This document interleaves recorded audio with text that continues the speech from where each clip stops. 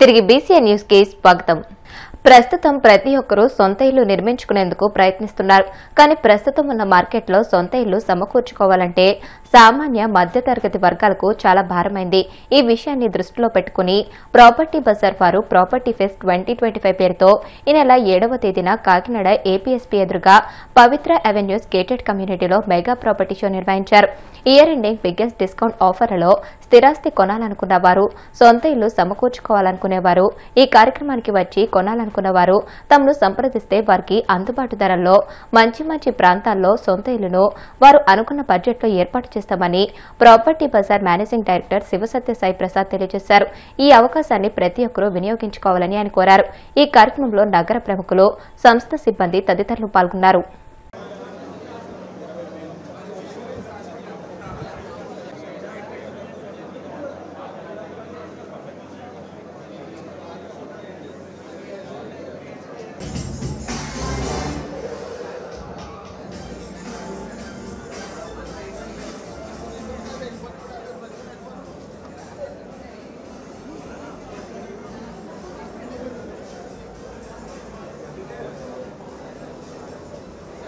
So మా ఫ్యామిలీలో ఒక ఫ్యామిలీ అయినందుకు థ్యాంక్ యూ.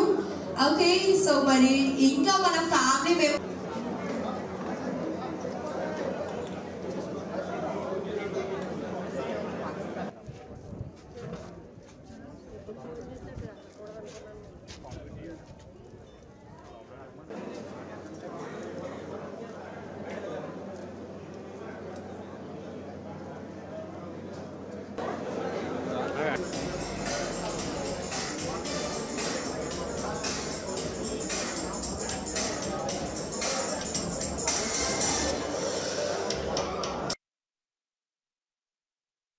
బజార్స్ వారు కైవసం చేసుకున్నారు.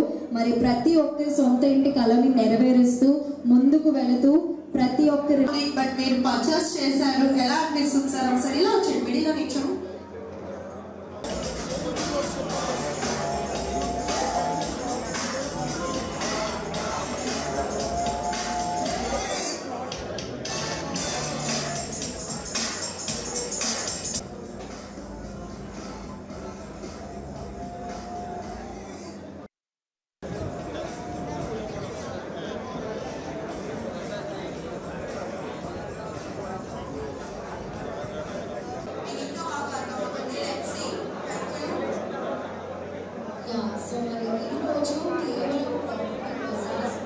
పర్చేస్ చేయడం కూడా మాకు కూడా చాలా హ్యాపీగా ఉంది. So congratulations sir. ఇంతకీ ఆ ఫ్లాట్ మీకోసమా లేదంటే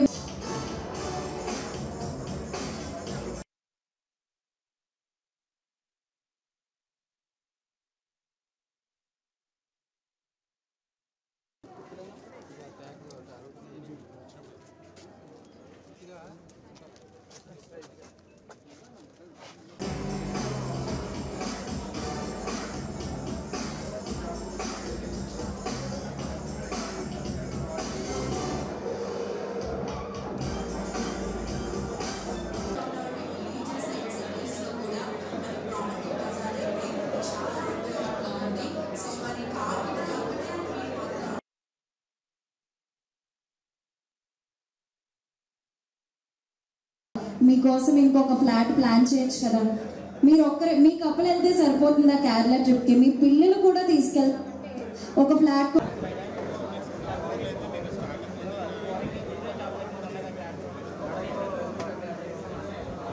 ఉండబోతుంది. Ready to register properties, plots కానీ ఫ్లాట్స్ కానీ క్లియర్ గా మీకు ఇప్పుడే ఆన్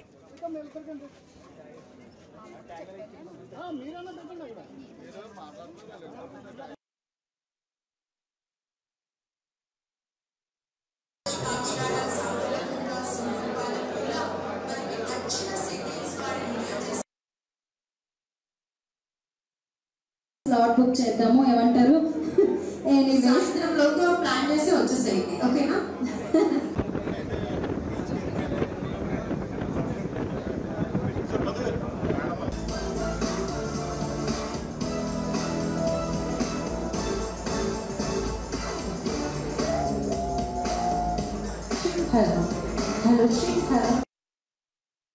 ఉంది అంటే అదైతే చాలా అద్భుతమైన ఆఫర్ అని చెప్పొచ్చు. అది మరి ఏ ఇతర రియల్ ఎస్టేట్ ఆర్గనైజేషన్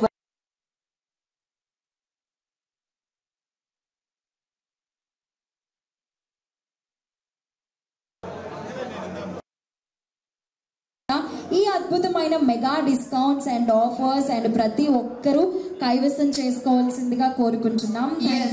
ఉన్నాయి. సో ఎవరు మిస్ కావద్దు. సో విజిట్ చేయడానికి వస్తున్నారు. సో డెఫినెట్ గా పర్చేస్ చేసే వెళ్ళాలి టుడే.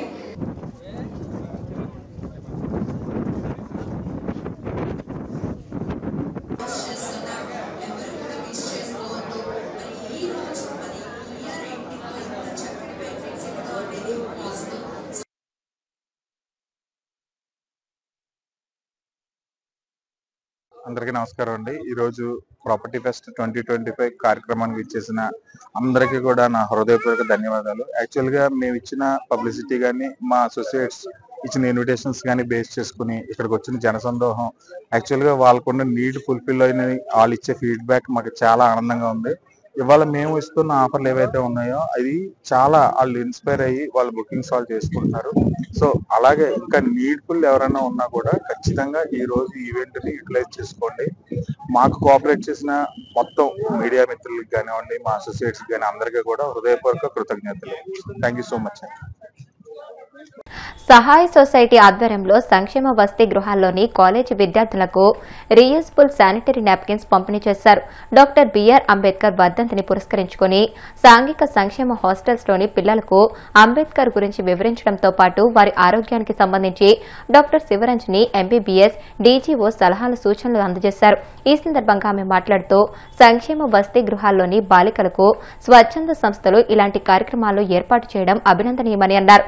సోషల్ వెల్ఫేర్ జిల్లా అధికారిని ఎన్ అరుణకుమారి మాట్లాడుతూ ప్రతి బాలిక ఋతుక్రమ సమయంలో తగిన జాగ్రత్తలు తీసుకోకపోతే భవిష్యత్తులో పీసీఓడీ, పీసీఓఎస్తో పాటు అనేక ఇబ్బందులు, ఇన్ఫెక్షన్లు వచ్చే అవకాశం ఉందని, ఋతుక్రమ సమయంలో సరైన ప్యాడ్స్ ను ఉపయోగించి శుభ్రతను పాటించాలని అన్నారు. స్వచ్ఛంద సంస్థ నిర్వాహకురాలు సుధామ మాట్లాడుతూ ప్రతి మహిళ ఋతుక్రమ సమయంలో బట్టతో తయారైన ప్యాడ్స్ ను వాడాలని సూచించారు. వయసు రీత్యా వచ్చే శారీరక, మానసిక మార్పుల గురించి సందేహాలను తోటి విద్యార్థులతో చర్చించి నివృత్తి చేసుకోవాలని తెలియజేశారు. ముందు జిల్లా సాంఘిక సంక్షేమ అధికారి N Arunakumari, deputy civil surgeon doctor Sivaranjani, సంక్షేమ హాస్టల్ వార్డెన్స్ భానుమణి, శ్యామల అంబేద్కర్ చిత్రపటానికి పూలమాలలు వేసి నివాళులర్పించారు.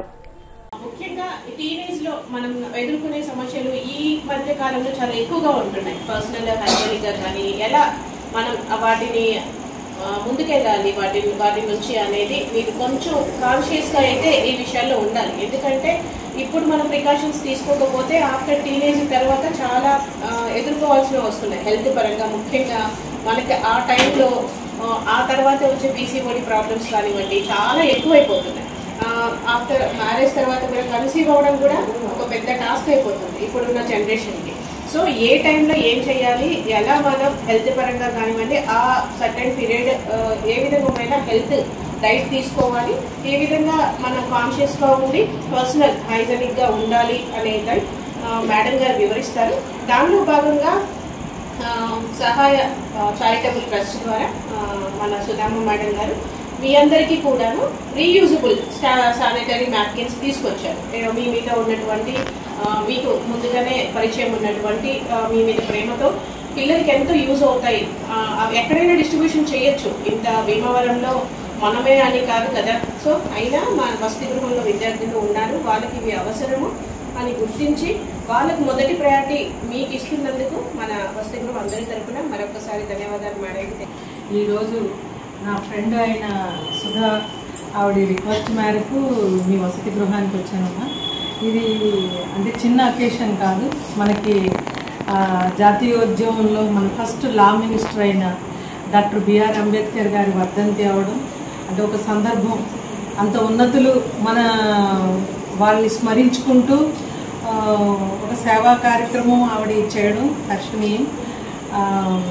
ఒక ఉన్నతమైన వ్యక్తి అంటే మీరు ఇవ్వటం కంటే కూడా పుచ్చుకునే వాళ్ళు ఉండాలి. That is the thing. అన్నప్పుడు పుచ్చుకుంటున్నాము అంటే తక్కువ అని కాదు, మనం ఇంకొకరికి ఇచ్చే స్థితిలో మనం ఎదగాలని మీరు అనుకోవాలి. అదండి చదివే డిఫరెన్స్ తీసుకొస్తుంది. 2 మాటలు హెల్త్ చెప్పే ముందు మీకు ఇంత అవకాశం గవర్నమెంట్ ప్రొవైడ్ చేయడం, దాన్ని సద్వినియోగం చేసుకోవాలి. ఈగోస్కి వెళ్లకుండా పెద్దలకి రెస్పెక్ట్ ఇవ్వటం, మీ కొలీగ్స్తో కరెక్ట్గా ఉండడం. ఈ వింటర్ సీజన్ కొంచెం డిప్రెషన్తో ఉంటారు అన్నప్పుడు సూసైడల్ టెండెన్సీ ఉంటుందండి. అందుకని ప్రతిదీ నెంబర్ 1 అవ్వాలి అనుకుంటాం కరెక్టే, కానీ దాన్ని సాధించుకునేది ఒకసారి ఫెయిల్ అయినా ఇంకొకసారి అటెంప్ట్ ఇచ్చుకుని ముందుకెళ్ళాలి. చదువు ఇచ్చారు వాలంటరీగా వెళ్ళి, అది పోలీస్ అవనివ్వండి, రెవెన్యూ అవనివ్వండి, మినిస్టర్ ఎక్కడికైనా సరే వెళ్ళి ఆ ప్రాబ్లమ్ సాల్వ్ చేసి వాళ్ళకి న్యాయం జరిగే వరకు వదలరు. నాకు చాలామంది శత్రువులు కూడా ఉంటారు, ఎందుకంటే మరి వాళ్ళకి ఇబ్బంది కదా. కాబట్టి మనం కింద స్థాయి నుంచి వచ్చాం కాబట్టి మనం పైకి ఎదిగిన తర్వాత నా పొజిషన్ వచ్చేసింది కదా, నా సోఫిస్టికేటెడ్ లైఫ్ వచ్చేసింది కదా అని విశ్రమించకూడదు. అలాగని చెప్పి వీధులంటే తిరగమని నేను అన్ను. మనకున్న ఖాళీ టైంలోనే సొసైటీకి ఎంతో కొంత తిరిగి ఇవ్వాలి. సో దాని ప్రకారంగా నేను నా లైఫ్లో వచ్చిన ఆటుపోట్ల నుంచి నేను డిప్రెషన్కి వెళ్ళాను, నేను చాలా సూసైడల్ దీనికి వెళ్ళాను. కానీ నేను చదువుకున్న చదువు అప్పుడు నాకు ఉపయోగపడింది. ఎప్పుడు నేను లైఫ్లో దెబ్బతిన్నప్పుడు. నేను ఎంఎస్డబ్ల్యూలో medical and psychiatric social work చదువుకున్నా. మా సోషల్ వర్క్ థీమ్ ఏంటంటే హెల్ప్. మనం ఏం చేస్తాము, ఎవరైనా హెల్ప్ కావాల్సిన వాళ్ళకి హెల్ప్ చేసేస్తాము, డబ్బులు ఇచ్చేస్తాము, ఆకలి లేని వాళ్ళకి అన్నం పెట్టేస్తాము, వస్త్రం లేని వాళ్ళకి వస్త్రం ఇస్తాం. కానీ మా సోషల్ వర్క్ థీమ్ ఏంటంటే helping the helpless, helping themselves. Rangareddy జిల్లా కందుకూరు మండలం మీర్ఖాన్పేట్లో ఫ్యూచర్ సిటీలో ఈ నెల 8, 9 తేదీల్లో తెలంగాణ రైజింగ్ గ్లోబల్ సమ్మిట్ జరగనుంది. ఈ సదస్సు ఏర్పాట్లను రాష్ట ముఖ్యమంత్రి రేవంత్ రెడ్డి, మంత్రులు ఉత్తమ్ కుమార్ రెడ్డి, కోమటిరెడ్డి వెంకటరెడ్డి విహంగ వీక్షణ ద్వారా పరిశీలించారు. ఫ్యూచర్ సిటీలో 100 ఎకరాల విస్తరణలో ఈ అంతర్జాతీయ ఆర్థిక సదస్సును నిర్వహిస్తున్నారు. 2 రోజుల పాటు జరగనున్న సదస్సులో వివిధ అంశాలపై 27 ప్రత్యేక సెషన్లు నిర్వహించనున్నారు. దేశ విదేశాల నుంచి ప్రముఖ పారిశ్రామికవేత్తలు, సినీ, క్రీడా ప్రముఖులు తరలిరానున్నారు. వార్తలు ముగించే ముందు ముఖ్యాంశాలు మరొకసారి. జగన్ మాఫియా నాయకుడే కానీ రాజకీయ నాయకుడు కాలేడన్న మంత్రి ఆనం.